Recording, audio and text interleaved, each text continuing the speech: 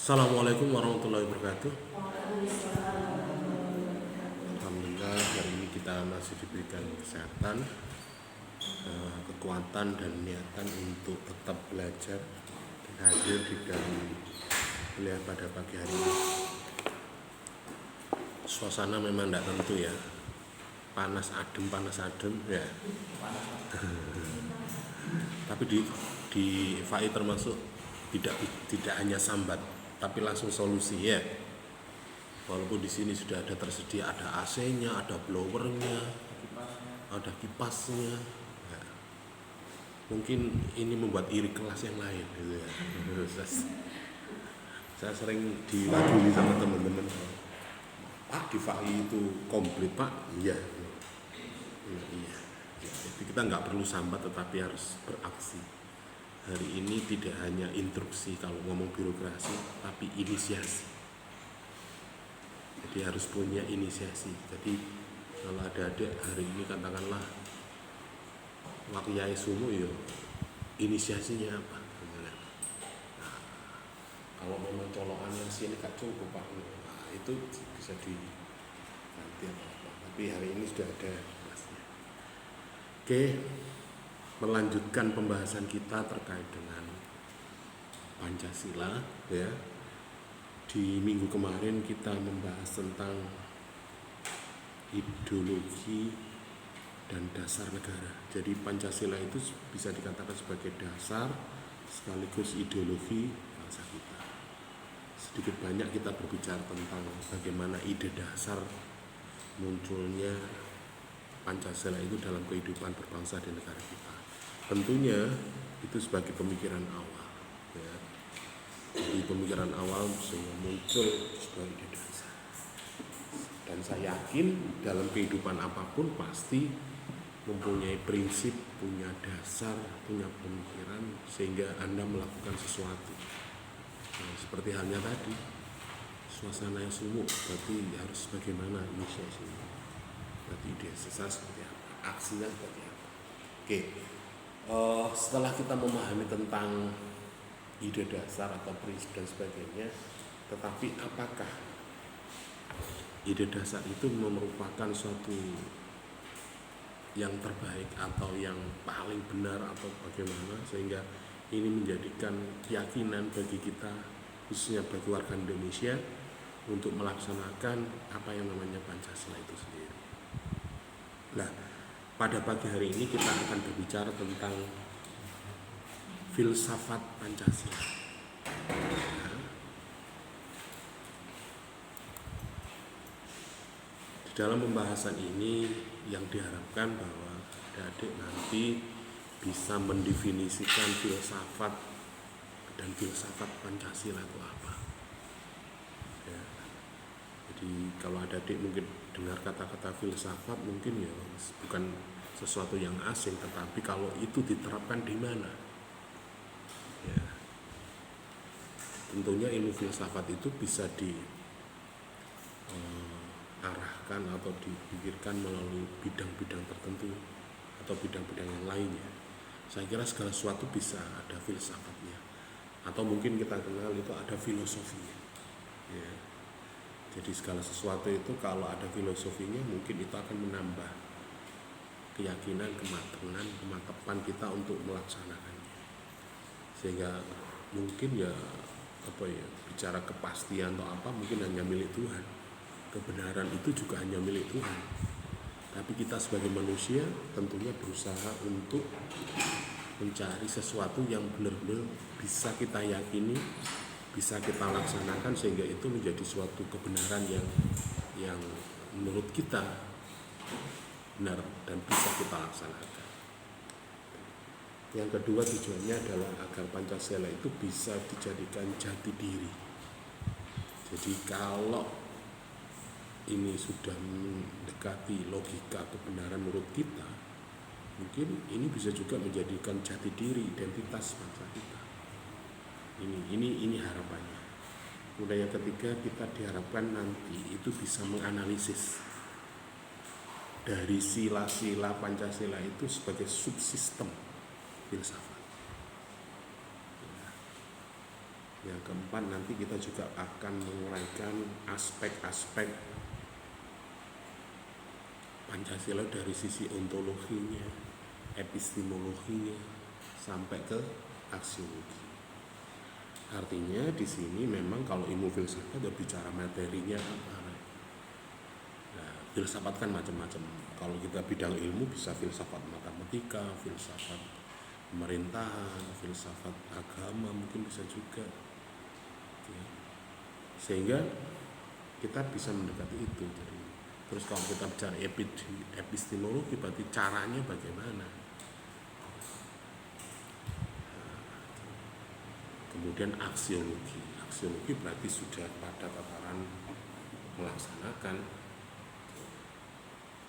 Kemudian tujuan berikutnya adalah kita atau adik-adik nanti diharapkan bisa menjelaskan Pancasila itu sebagai ideologi nasional Indonesia.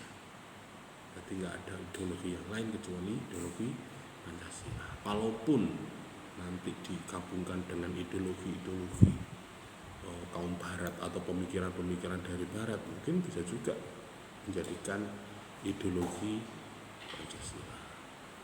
Contohnya mungkin demokrasi Pancasila seperti itu.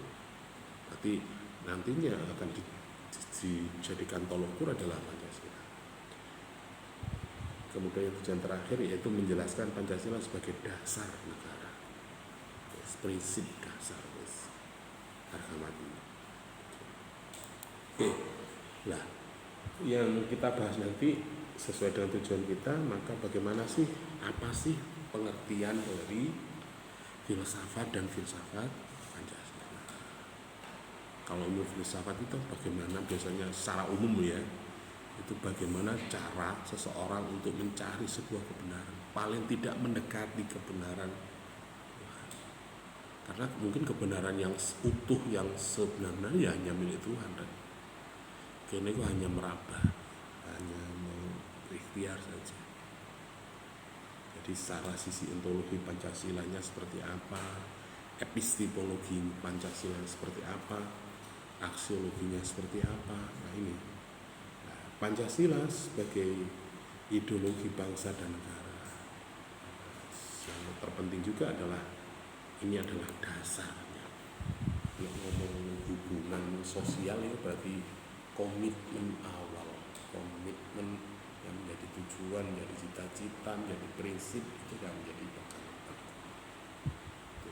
Oke, nah dari sini maka sebelum kita melangkah lebih jauh, apa sih filsafat itu? Dari secara terminologi, secara bahasa, filsafat itu secara etis merupakan padanan dari kata falsafah. Falsafah itu istilah Arab ya, kalau filosofia itu dari Inggris. Berasal dari kata Yunani atau istilahnya adalah filosofia. Kata filosofia ini merupakan kata majmuk yang tersusun antara philos dan philen, yang berarti kekasih, sahabat, mencintai, dan sofia itu berarti kebijaksanaan, hikmat, kearifan, pengetahuan. Nah ini kalau digabung akan menjadi filosofi yang artinya adalah mencintai kebijaksanaan, mencintai hikmat, mencintai pengetahuan. Itu filosofi. Nah, cinta itu mempunyai pengertian yang luas, sedangkan kebijaksanaan itu mempunyai arti yang macam-macam, berbeda satu dengan yang lainnya. Ada kebijaksanaan, ada bijaksana, ada kebijakan. Nek ngomong ilmu pemerintahan berarti ada kebijakan, ada kebijaksanaan, ada kebijakan. Berarti ada kebijakan. Cara yang mau nggak mau harus dipilih. Walaupun mungkin kebijaksanaan itu tidak semua orang ada yang menerima. Ya, ada yang menolak, ada yang menerima, ada yang apatis, gak ngereken, ada. Nah, tentunya kebijakan harus diambil. Kebijakan diambil berarti harus diputuskan, memilih salah satu langkah, memilih satu kebijakan, memilih suatu pilihan pokok pikiran sehingga itu menjadikan dasar. Ya. Tuh. Nah, istilah filosof ini pertama kali digunakan oleh Pythagoras. Jadi, seorang tokoh sosial atau tokoh mungkin adik-adik Pythagoras umumnya matematika Pak Umar. Nah, ketika Pythagoras ditanya, apakah engkau seorang bijaksana? Jawabnya apa? Ya, dengan tadi beliau menjawab, filosofis yaitu adalah orang yang mencintai pengetahuan. Artinya orang yang suka belajar, orang yang suka mempelajari sesuatu. Jadi segala sesuatu harus dipelajari. Ada dua pengertian filsafat, yaitu ada filsafat dalam arti proses, filsafat dalam arti produk. Jadi kalau Anda memahami sesuatu, itu ada yang dalam maksud produk benda, prosesnya dari bagaimana. Jadi Anda melihatnya bagaimana. Gitu. Ada juga filsafat itu diartikan sebagai metode atau cara, atau bisa juga pandangan hidup. Bagaimana Anda melihat itu, paradigmanya, sudut pandangnya, sisi mana Anda melihatnya. Mungkin banyak contoh-contoh kasus yang mungkin sekarang atau minggu-minggu ini viral terkait dengan siaran pondok pesantren misalnya. Yo, di sisi lain yo ini ya apa ya, antara pemikiran kaum barat, kaum rasionalis, beda dengan orang timur yang mungkin bisa juga kaitannya bukan hanya pemikiran secara rasionalis tapi spiritualis. Ya, mungkin ada adik sebagai santri ketika sama guru itu bukan hubungan antara manusia dengan manusia, tetapi secara spiritualis. Nah, cara sampean itu bisa juga menjadi wasilah, apa wasilah? Lantaran tawasul, hubungan Anda dengan manusia, dengan Tuhan. Nek cara surat itu prangko sampean, ya. Itu yang menurut kita sebagai seorang santri. Tetapi sebagai hubungan sama manusia, ya mungkin ada kesenjangan, penghormatan terhadap seorang guru sama santri. Ini termasuk cara pandang kita kalau kita bicara filsafat. Anda melihat dari sisi mana? Nek kadang ya koyo zaman koyo ngene kok jauh penindasan kan seperti itu. Artinya kalau dipikir secara langsung mungkin kita bicara jujur, gurune ya gak kepengin digenek ngono rek ngono lho. Ya, kiainya juga gak pengen itu, tapi santrinya kepengin menghormati, ya apa salah gitu kan. Tetapi di dalam kondisi zaman yang seperti ini mungkin, tapi secara rasional ya koyo-koyo gak sopan, gak etis. Itu contoh kasus yang barangkali di minggu-minggu ini banyak diskusi tentang hal tersebut. Jadi cara pandang orang barat, media sekarang, media yang rasionalis empiris, artinya secara logika dan kenyataan itu. Ya terkadang kita juga iri rek. Delon gaya hidupnya Gus-Gus. Mungkin 5 tahun, 3 tahun yang lalu agak miris ketika melihat ada Gus itu koyo-koyo seperti putra raja atau dan sebagainya. Iya, penindasan kayak ini. Tapi di hati kecil saya seperti itu gitu. Apakah nanti nggak menjadi masalah ketika itu? Masalah sosial terkait itu, kesenjangan dan sebagainya. Tetapi itu tadi, kalau kita cara pandang kita seperti yang saya sampaikan di awal, lupa hubungan saya dengan guru saya itu bukan hanya sekedar orang tua dan anak, pendidik dengan muridnya, tetapi secara spiritual itu adalah wasilah saya untuk menjadikan keberkahan hidup, ya. Doa mereka, berkahan mereka itu kan harapan kita sebagai seorang santri kan seperti itu. Ini ada salah satu contoh cara pandang kita terhadap suatu kasus dalam kehidupan masyarakat kita. Ya, koyok ijek ono ta jaman koyok ngene kan seperti itu. Ini termasuk juga bagian dari ketika kita mempelajari ilmu filsafat adalah bagaimana cara pandangan kita terhadap itu. Ini dan banyak lagi contoh-contoh terkait dengan itu. Kemudian filsafat juga bisa diartikan secara teoritis, artinya filsafat itu dalam arti praktis. Ya. Jadi Pancasila itu dapat digolongkan sebagai filsafat arti produk, pandangan hidup, atau bisa juga secara praktis, ya seperti apa. Kalau dilihat dari sini, berarti filsafat Pancasila itu mempunyai fungsi dan peranan sebagai pedoman pegangan dalam sikap, tingkah laku, perbuatan kehidupan sehari-hari dalam masyarakat berbangsa dan bernegara di bangsa Indonesia. Jadi kalau dilihat dari 3 sisi itu, maka Pancasila itu memang harus menjadikan pedoman. Ya mungkin karena ini lingkungan orang-orang beragama, biasanya di aliran-aliran pemahaman agama tertentu, atau mungkin juga di Islam sendiri, ya ada tidak berpegangan pada Pancasila. Buktinya mungkin ada beberapa hukum-hukum Islam, hukum-hukum ajaran kita yang barangkali ketika diterapkan di kehidupan bernegara kita tidak serta-merta diterapkan secara utuh. Ya. Misalnya orang mencuri kalau menurut Islam kan harus dipotong tangannya, Pak. Kenapa di negara kita tidak? Nah seperti itu. Nah, ini salah satu contoh. Atau mungkin itu sudah melalui Bahsul Masail, sudah melalui pembahasan yang dalam sehingga ini diterapkan di Indonesia. Begitu juga ketika Anda melakukan syariat-syariat Islam. Ya, mungkin kita pahami, yang Islam yang kita pahami adalah sesuai dengan ajaran para guru kita, para mereka-mereka yang syiar pertama kali di Indonesia melihat konteks budaya dan agama di negara kita.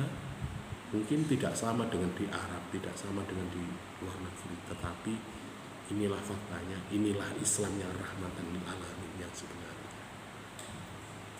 Ya. Kalau lihat budaya, sejarah bahwa kebudayaan di negara kita terkait dengan agama, bahwa negara kita, bangsa kita, sebelum mengenal agama, secara mungkin Islam atau Hindu dan sebagainya, mereka sudah mengenal, meyakini bahwa ada kekuatan selain kekuatan manusia, yaitu Tuhan. Animisme, dinamisme, apa-apa. Nah, artinya banyak kebudayaan yang sudah dilakukan, diterapkan di kehidupan masyarakat negara kita, yang mungkin para syiar atau para wali songo ketika itu hanya memvalidasi berinovasi, meluruskan aja. Ini sudah benar, cuma kalau diarahkan ke sini, ini akan lebih sempurna, akan lebih jelas. Artinya apa? Nggih, sampean sudah tahu, sudah ada Tuhan. Tuhanmu siapa? Karena Tuhanmu yang benar adalah Allah Subhanahu wa taala. Selesai. Kari validasi tok. Kalau kita bicara budaya, banyak ayat-ayat Al-Quran yang sekiranya itu sudah menjadi ajaran, sudah menjadi pemikiran di masyarakat Indonesia. Nah, dengan sumber kebudayaan seperti inilah, maka tataran konsep kehidupan bermasyarakat di negara kita yang dirumuskan melalui Pancasila itu sendiri. Jadi Indonesia berketuhanan, berkemanusiaan, bersatu, bermasyarakat, berkeadilan, itu adalah nilai-nilai yang sudah diadopsi, yang sudah difilsafatkan atau dipikir secara filsafat untuk menjadi dasar pemikiran.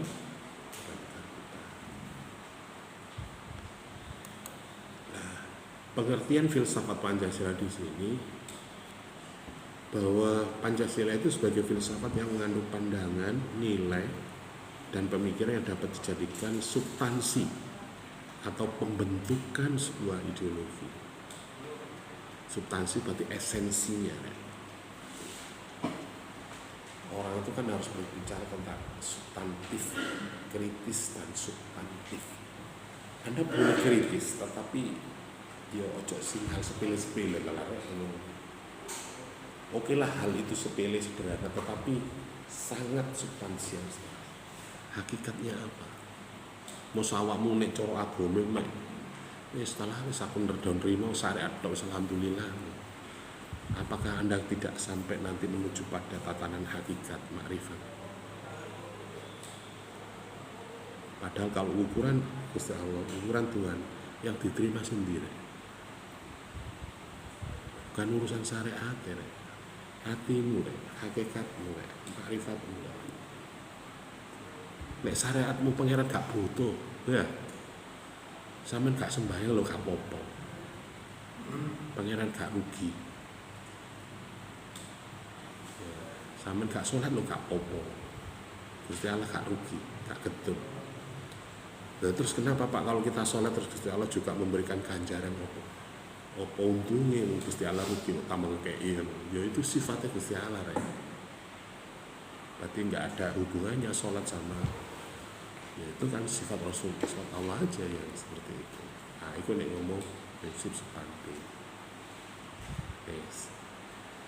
Kita kembali lagi ke Pancasila. Filsafat Pancasila ini didefinisikan secara ringkas sebagai refleksi kritis, rasional, masuk akal artinya di sini bahwa Pancasila itu dasar negara, kenyataan budaya bangsa. Nyatane urip awak dhewe kok kene rek. Sampai dilairno kok bumi Jawa ya wis ngene iki bapak. Ya. Jadi kenyataan budaya inilah yang nantinya menjadi pokok-pokok pemikiran dasar dan secara menyeluruh. Mosok sampe dikon ke Arab-Araban. Wong sumuk-sumuk ngene Pak kon cadaran yo anu wadah. Ini tambah berumus ya. Oke, kemudian ada juga pemikiran dari Pak Ruslan Abdul Ghani bahwa Pancasila itu dikatakan sebagai filsafat karena Pancasila itu merupakan perenungan jiwa yang mendalam yang dilakukan oleh para founding father kita, para pendiri bangsa kita, ya, yang dituangkan dalam suatu sistem. Nah, jadi para pemikir-pemikir negara kita yang punya ide tentang negara ini, inilah yang mereka rumuskan sebagai bahan bakunya. Jadi Pancasila di sini sebagai pengetahuan atau pengertian yang ilmiah tentang hakikat dari Pancasila itu. Ngomong hakikat kan sak mesti deh sirek, ngono ya. Kalau memang kenyataan kita seperti ini ya sudah, itu yang kita jalani. Pancasila bisa dikatakan sebagai subsistem filsafat. Ini bisa dimaknai bahwa pembahasan tentang Pancasila atau sistem filsafat ini dapat dilakukan dengan cara yang deduktif atau induktif. Jadi penalaran kita itu bisa secara bahasa Indonesia deduktif induktif itu dari khusus ke umum, dari umum ke khusus, dari persoalan yang besar menjadi persoalan yang kecil. Ada yang persoalan yang kecil bisa menjadi persoalan besar. Atau bisa juga dimaknai bahwa cara deduktif itu adalah cara untuk mencari hakikat Pancasila dan menganalisis, menyusun secara sistematis menjadi keutuhan pandangan yang komprehensif. Jadi berusaha untuk dari berbagai sudut pandang sehingga mempunyai pemahaman secara utuh. Jadi Anda bisa menyimpulkan bahwa dia cantik, dia baik, itu tidak hanya satu sumber. Anda bisa tanya kepada temannya, Anda bisa tanya pada orang tuanya, Anda bisa tanya pada gurunya. Yes, baru kalau jawabannya rata-rata baik, cantik ya, memang faktanya dia cantik dan baik. Tapi dari berbagai sudut pandang ini jawabannya berbeda-beda. Ya kurang jelas berarti rek.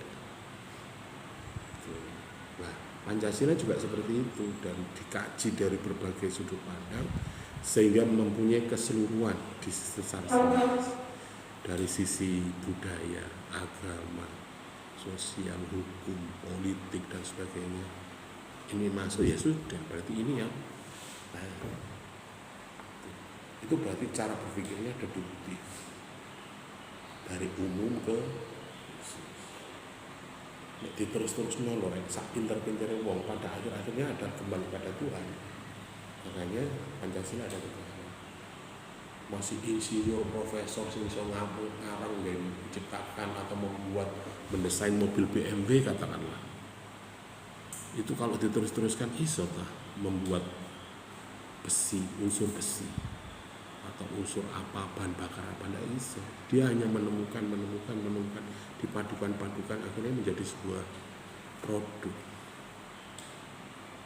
Nah, kok Pancasila ya ngomong dari sisi budaya bagaimana, dari sisi agama bagaimana, itu baru. Kemudian ada cara induktif. Ini mengamati gejala-gejala sosial budaya masyarakat yang merefleksikan dan menarik arti makna hakiki dari gejala-gejala itu. Jadi gejala-gejala itu kan macam-macam ya. Jadi kehidupan di negara kita di itu kan juga fenomenanya, gejala kehidupannya, dinamikanya, dialektikanya juga macam-macam. Apalagi Indonesia itu terkenal dengan budayanya, suku budayanya yang macam-macam. Saya kira setiap suku budaya punya ajaran masing-masing, punya kepercayaan, punya keyakinan masing-masing. Iku ngomong suku, ngomong Mojokerto rae dewe-dewe kok. Kalau dalam pemerintahan itu ada istilah CJ Desa Mowocoro. Setiap desa punya cara masing-masing. Ya. Nek Prof Tajul, guru saya di Undar dulu, beda orang beda pemikiran. Teorinya CJ Selit, CJ Anggit, beda orang beda pandangan. Nah, pandangan itu dari mana? Bisa juga dipengaruhi oleh budayanya, bisa juga referensi buku yang dibacanya, atau bisa juga pengalaman empiris yang pernah dilakukan. Nek orang Muslim pengalaman spiritual,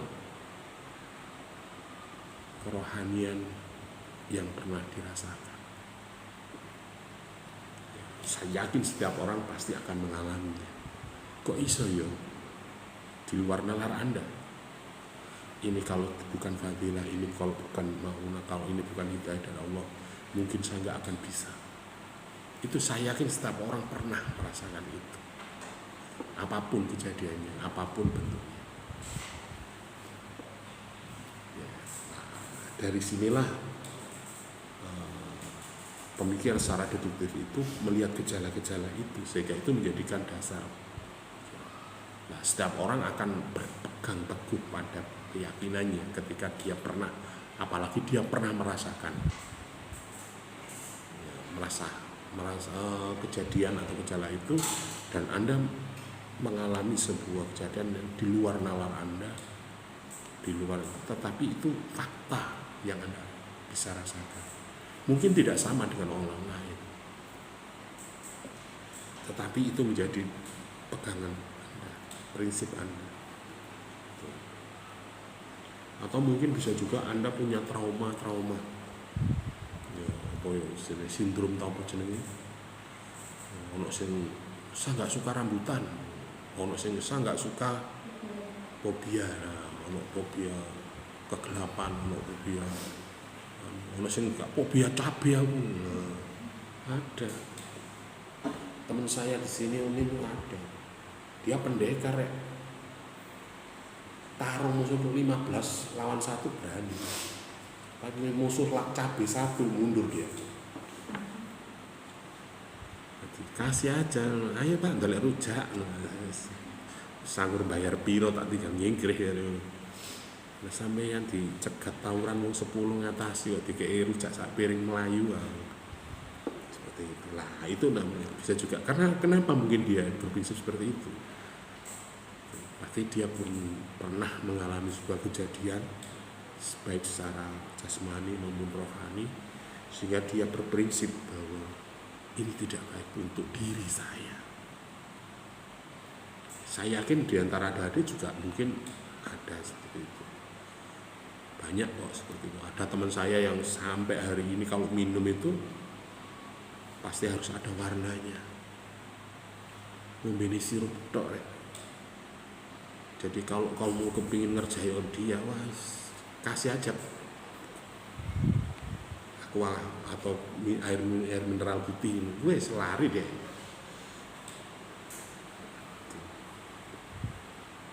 Jadi sampai hari ini, padahal dia adalah orang kesehatan. Loh, bayang ngomong kesehatan loh, ngombe ini gue nekak sirup gak gelem deh. Air putih aja dia berlari-lari ketakutan. Ini berarti pengalaman gejala-gejala hidup. Nah, itu kalau contoh, nah kalau di dalam masyarakat macam-macam. Jadi kalau hari ini ngomong cuaca iklim, mungkin ini juga agak ekstrim. Jadi banyak orang yang mungkin memprediksi bahwa nek wulan ngene iki mestine ya wis pancaroba sudah mulai bergeser dari musim kemarau ke musim penghujan. Tetapi kan hari ini bisa nggak dikatakan seperti itu? Nek kumat pewanas Pak, nek kumat udan ya udan Pak, bahkan angin, bahkan sampai banjir juga. Ini berarti gejala-gejala alam. Bisa nggak menjadikan patokan, bisa nggak menjadikan prinsip bahwa musim kemarau itu terjadi pada bulan April sampai Oktober katakanlah. Itu biyen sore. Saiki Agustus ya udan Pak. Tapi nggak setiap hari kan. Nah, ini bisa dijadikan ketika cuaca seperti ini, bisakah orang-orang melakukan sebuah program kegiatan kehidupannya? Wis ojo wulan ngene iki, ndek gawe kok wulan Januari. Ya aja salahno nek udan ya, tamumu gak ono sing teko malian. Nah, ndek gawe dek wulan-wulan kemarau aja, wulan ketiga. Dijak tenang gak apa-apa cuacane cerah. Nek musim penghujan, nah itu kan berarti gejala-gejala itu. Gejala sosial, gejala iklim yang dikaitkan dengan kegiatan manusia. Banyak ngomong hajat hidup manusia. Sampai yang melajari Al-Quran hampir 97% muamalah gejala-gejala hidup, ilmu sosial di masyarakat. Oke, lanjut. Nah, Pancasila yang terdiri dari atas 5 sila ini pada hakikatnya merupakan subsistem filsafat. Iki termasuk resep racikan yang dibuat oleh para founder kita dalam rumus kehidupan berbangsa bernegara. Jadi rumus iki, sila Pancasila iki wis gak kena diganggukan menurut mereka dan kita. Jadi nek misalnya ono kurang situ ae, ya masalah rek, karena menjadi subsistem. Sama halnya nek sampean katene gawe sambel misalnya. Kenapa sih sambel itu harus ada garamnya, harus ada cabenya, harus ada terasinya, harus ada bawangnya. Kira-kira nek pas nyambel sampean gak ono terasine piye? Nah,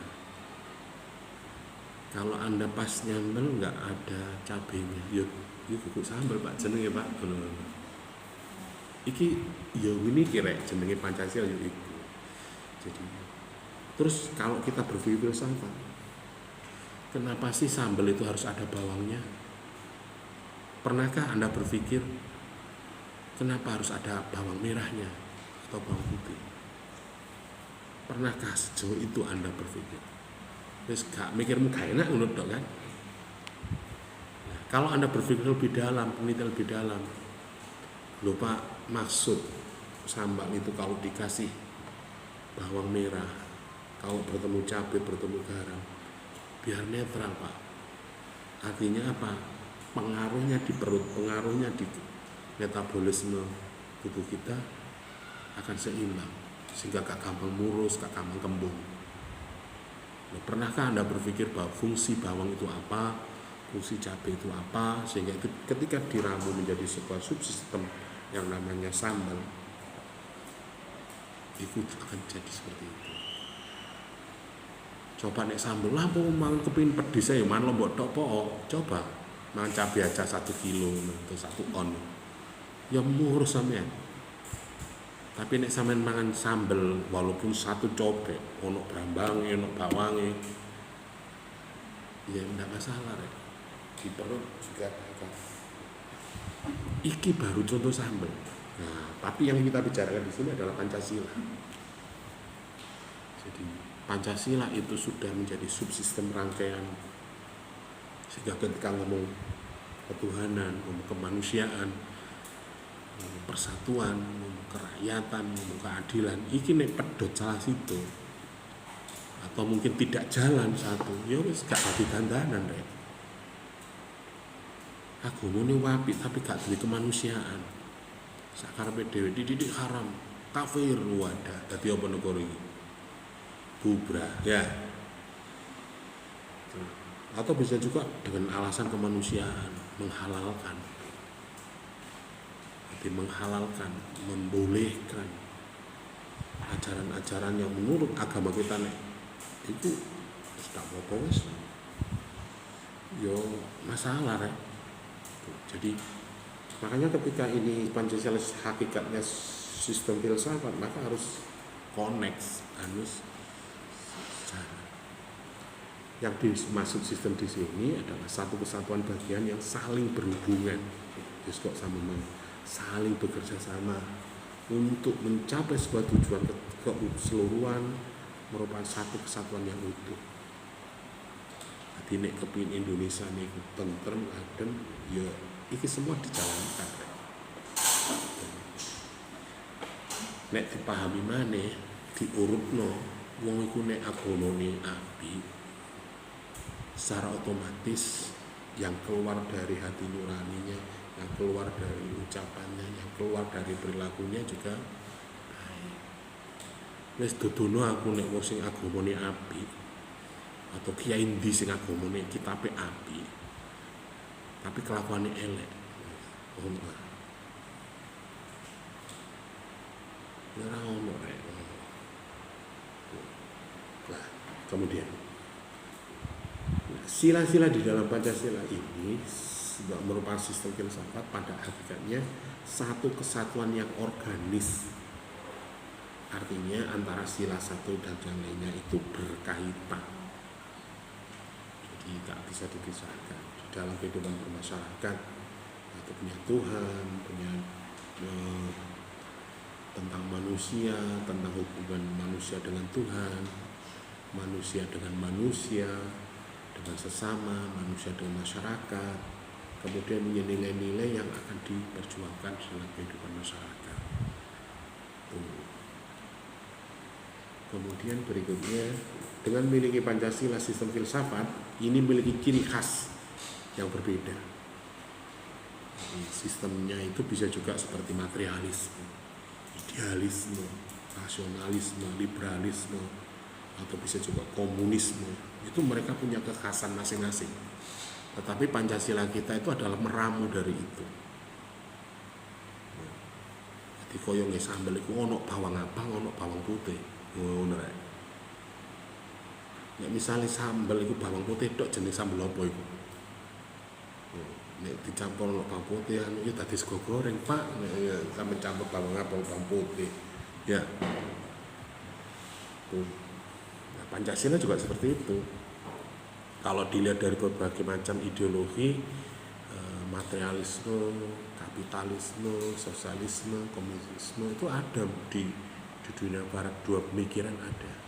Dan itu manusiawi sekali gitu loh. Kok disini wong gak materialistis loh. Gak butuh materialistis ta. Ya butuh, Pak. Kok buktinya apa? Lho awakmu rene butuh baju, butuh kendaraan. Kendaraan itu bisa berjalan Pak, nek diseni bensin kan logikane ngono rek. Tapi iso enggak kamu tidak berpikir seperti itu? Ya iso Pak nunut. Masih nunut toh ya mancal lah kabeh ya bisa. Tapi kan enggak idealis seperti itu. Nah, ciri-ciri filsafat Pancasila itu misalnya sila Pancasila merupakan satu kesatuan sistem yang bulat dan utuh. Dengan kata lain, apabila tidak bulat, tidak utuh, sila-sila yang lainnya terpisah, maka itu bukan Pancasila. Trisila, Wansila. Nah, ini kalau dirumuskan, dimasukkan ke sistem, misalnya sila 1. Sila 1 itu mendasari sila kedua, sila ketiga, sila keempat, sila kelima. Urusannya agama, urusan Gusti Allah. Iku mang, kae nek wong di agama iku mestine duwe rasa kemanusiaan. Olah saase dan sebagainya. Duwe rasa kepingin bersatu, duwe rasa kepingin berbagi untuk mencapai kebahagiaan dan sebagainya. Berikutnya begitu juga dengan sila-sila yang lain. Sila kedua ini dijiwai sila ke-1, mendasari dan menjiwai sila 3 dan 4 dan 5. Artinya di sini sila kedua itu didasari karena agama.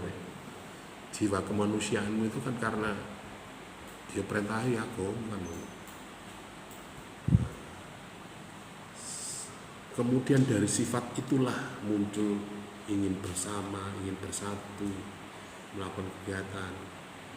Nek wis berkumpul yo pon penake musyawarah, berkumpul berorganisasi. Untuk apa berkumpul itu? Ya, untuk mencapai sebuah keadilan, mencapai kesejahteraan, kebahagiaan dan sebagainya. Nah, begitu juga dengan sila-sila Pancasila dulu. Yang terakhir misalnya sila kelima. Ini didasari, dijiwai oleh sila 1, 2, 3, 4. Kemanusiaan yang adil dan beradab. Keadilan sosial bagi seluruh rakyat Indonesia. Nah, nek sila 1, 2, 3, 4 ini sudah jalankan, maka muncullah sebuah keadilan. Wong itu harus bermusyawarah. Kenapa kok bermusyawarah? Ya karepe wong macam-macam mereka. Oh buktine kudunge wernane gak padha ngono. Ya padha Pak coklat ngono. Ya coklat arang iki coklat tipis ngono. Bar iki mereka macam-macam. Nah, inti dari Pancasila itu adalah yang pertama Tuhan, yaitu sebagai causa prima, kuasa penuh sebenarnya. Nek menungso ngene cek, ngelindu derek ya. Tapi nek pengenan kan tidak. Kalau kita mempunyai hati nurani, keimanan. Nah, manusia itu sebagai makhluk individu juga makhluk sosial. Sadari atau tidak bahwa kita itu juga makhluk individu, juga makhluk sosial. Di mana makhluk individu juga punya kebutuhan tersendiri, makhluk sosial juga punya kebutuhan sendiri, dan mereka juga mempunyai hak yang sama terhadap diri kita. Awakmu gak butuh menungso liyane, ya gak mungkin gitu. Gak pak sepacar Gusti Allah. Ya coba aja sih ibadah wae. Nek pas ono siling luar iku mau nggo langgar guru metu-metu waktu nek kamu. Ya berarti ada manusia. Kemudian sila ketiga itu intinya adalah satu, kesatuan, atau juga dikatakan kepribadian sendiri, kepribadian watak. Kalau yang keempat itu intinya adalah rakyat, yang unsur mutlak dari sebuah negara, harus bekerja sama dan harus gotong royong. Ya mesti ae kene wong ket lahir procot sampai mati gak iso budal dhewe kabeh. Ya. Sehebat-hebat orang, sekaya-kaya orang, mati lo gak iso budal dhewe nek. Walaupun di UNIM pernah dipraktekkan. Semua diciptakan. Sampai nggone kuburan iku lho disiapno. Lihat depan masjid itu dulu sudah disediakan 3 lubang. itu kalau tinggal buka cemplung wis dadi gambar. Faktane ya gak iso. Saiki bangun pulau iki. Gak iso. Padahal itu cara pikiran, cara rasional mesti setting. Engko nek aku mati, kon iki bayaran iki ya, aku pendemen kok kene, gone kok kene. Ciptakan. Sampai rumah kalau menghadap berarti menghadap surga akhirat, menghadap timur surga dunia. Diciptakan, tapi ya gak iso tetep. Nek cara akal iya, ngadep ngetan surga dunia apa lho? Kanan istri tua, kiri istri muda, ya apa? Bisa mikir ngono kan. Ngulon masjid rek. Urusane akhirat. Lho lah wis diciptakan sih. Tapi ya iku lak ukurane menungso.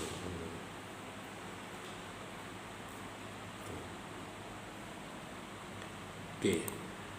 Nah, membahas tentang Pancasila ini berarti mengungkapkan konsep-konsep kebenaran Pancasila yang bukan saja ditunjukkan kepada Bank Indonesia tetapi juga pada masyarakat pada umumnya. Nah, ini menjadi kepribadian bangsa kita. Ya, orang lain akan melihat, oh Indonesia seperti ini ya. Bahkan sampai hari ini mungkin muncul persepsi bahwa kalau ngomong adab, ngomong kemanusiaan itu ketimur-timuran. Adab ketimur-timuran. Yang ngomong rasional, logika, ke barat-baratan. Nah itu muncul itu. Nah, adanya Pancasila ini, nah Indonesia itu termasuk ya barat-baratan. Cara ngomong, delok macamnya menungsone macam-macam. Delok wilayah macam-macam. Tapi dalam satu negara, delok Jepang hanya pirang suku, delok Arab hanya berapa suku, nggak banyak, beda dengan negara kita. Oke, kemudian wawasan filsafat ini merupakan bidang ilmu penyelidikan secara ontologi, epistemologi, astrologi. Ketika bidang itu mencakup kesemestaan,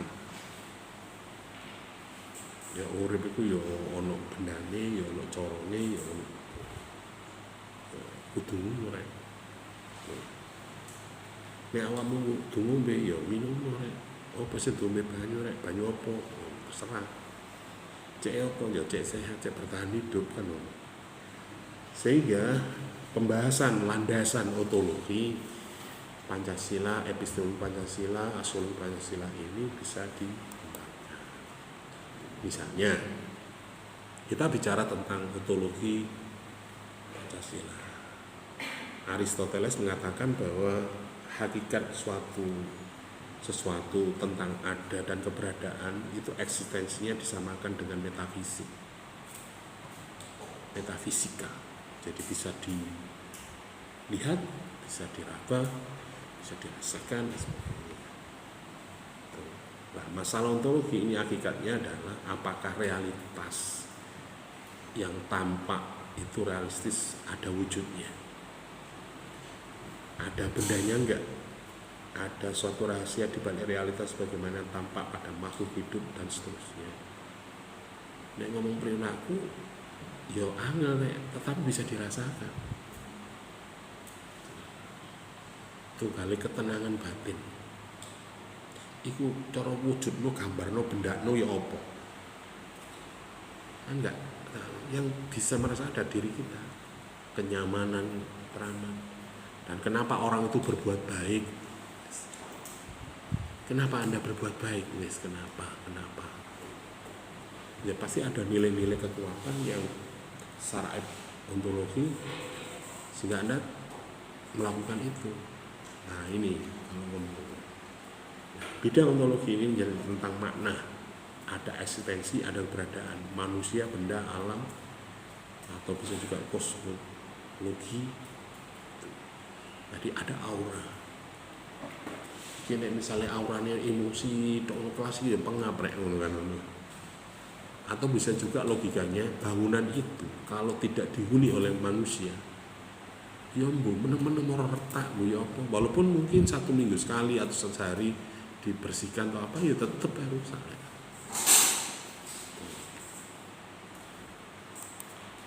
Secara ontologi, penyelidikan Pancasila ini berusaha mewujudkan sebagai upaya untuk pengetahuan hakikat dasar sila-sila itu. Pancasila terdiri atas 5 sila yang terdiri secara ontologi. Nah, di dasar dari ontologi Pancasila itu hakikatnya adalah manusia yang memiliki hakikat mutlak. Ada yang monopluralis, ada yang modularis, yang disebut juga sebagai antropologis, subjek pendukung pokok daripada sila pada manusia. Kenapa? Sebab ya objeknya ontologi ini Pancasila itu ya menungso itu. Menungso itu duwe karep rek. Ya butuh mangan, ya butuh guru, ya butuh. Artinya kebutuhan dasar jasmani, rohani, bahkan terakhir sampai ekonomi. Loh. Ini kan berarti wujud kehidupan ontologinya bangsa Indonesia. Indonesia itu butuh itu. Manusia juga seperti itu, maka inilah yang menjadikan ontologinya Pancasila di kehidupan. Bukti ini apa? Menungso, menungso di, menungso Jawa, ini menungso Sunda, ini menungso Batak, ini budayanya ini. Artinya dari berbagai macam antropologi perilaku dari manusia itu bisa dirumuskan, bisa dikonsep, bisa dicatat menjadi sebuah kebutuhan dasar yang berupa prinsip, tujuan, cita-cita. Nah, hal tersebut bisa dijelaskan misalnya berketuhanan yang Maha Esa, yang berkemanusiaan, yang adil dan beradab, dan agama. Sedangkan manusia, pendukungnya sila-sila Pancasila secara ontologi memiliki hal-hal yang mutlak, yaitu terdirian susunan kodrat, raga, jiwa, jasmani lah, seperti yang saya sampaikan, jasmani, rohani dan sebagainya. Itu wujudnya manusia, sehingga mereka juga butuh. Bukti ini apa? Wong Indonesia pun kenal agama wis ngakoni ini ono pangeran. Ini modal awalnya. Nah, hubungan kesesuaian antara negara dan landasan sila-sila ini berupa hubungan sebab akibat. Jadi negara itu sebagai pendukung hubungan, sedangkan Tuhan, manusia, satu, rakyat, adil ini sebagai pangkal hubungan. Pangkalnya. Nah, landasan daripada sila-sila Pancasila itu ketuhanan, manusia, satu, rakyat ini sebagai dasar, sebagai akibat. Oke. Kemudian kalau kita pelajari tentang epistemologi, berarti cabang ilmu yang menyelidiki asal, syaratnya, susunannya, metodenya, atau validitas ilmu pengetahuan. Secara epistemologi, sumber pengetahuan itu terjadi karena pengetahuan batas validitas pengetahuan. Epistemologi tentang ilmu terjadinya sebuah ilmu atau science of science. Jadi menurut Titus ada beberapa pendapat terkait dengan epistemologi ini, yaitu tentang sumber pengetahuan manusia, tentang teori kebenaran pengetahuan manusia, tentang watak pengetahuan manusia. Iku malu ndelok objeknya, nenek karakter yang ngene-ngene, Indo seperti ini, maka kudu ya apa? Misalnya karakter budaya orang Arab, gak ono rek wong Arab iku sing nek mlaku ndiru kan mlaku metene ngene kok jenggoten ya mesine ono jenggote kok cek abot cek ndiru kae ono jenggot tam ngene to ngene kok demek wong Madura atau ngopo nek ono brengose tambah mlete ya. Oke, secara epistemologi Pancasila itu dimaksudkan sebagai upaya mencari hakikat ke Pancasila sebagai subsistem pengetahuan. Pancasila juga sebagai brief itu kedudukan sebagai pengetahuan. Secara epistemologi tidak dapat dipisahkan dengan dasar ontologi, jadi tidak bisa dari materialnya, tidak bisa dipisahkan. Jadi sing dipelajari ku menungsane perilaku menungso dadi sebuah kesepakatan, dadi caranya mengenal manusia itu seperti apa. Jadi dilihat dari situ. Oke, itu secara epistemologi. Kalau secara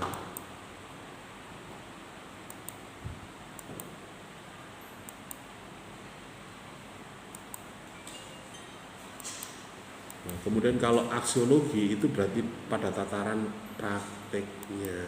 Nanti nek wis dadi cara metode ya dilakoni nek. Itu maksudnya di situ.